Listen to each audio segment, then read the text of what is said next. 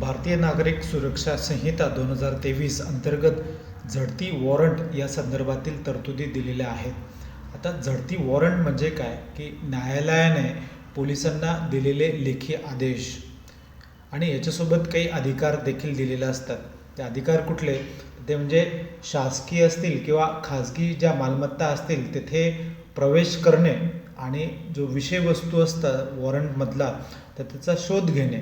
तर या संदर्भातला तो एक प्रकारचा एक लेखी आदेश असतो.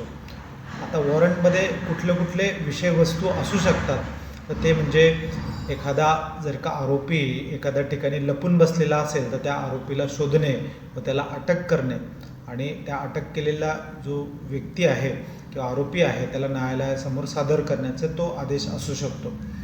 त्यानंतर एखाद्या ठिकाणी जर का कुठली एखादी व्यक्ती आहे तिला जर का डांबून ठेवलेलं असेल म्हणजे ती महिला असेल बालक असेल तर त्यांना शोधणे व मुक्त करण्याचे ते आदेश असू शकतात. किंवा काही ठिकाणी जिथे अपराधाच्या संदर्भातली जर काही हत्यारे असतील चोरीच्या वस्तू असतील बनावट दस्तऐवज असतील अवैध नोटा किंवा मुद्रांक असतील तर त्याला शोधणे ताब्यात घेणे व माननीय न्यायदंडाधिकारी यांच्याकडे सुपूर्त करण्याचे ते आदेश असू शकतात.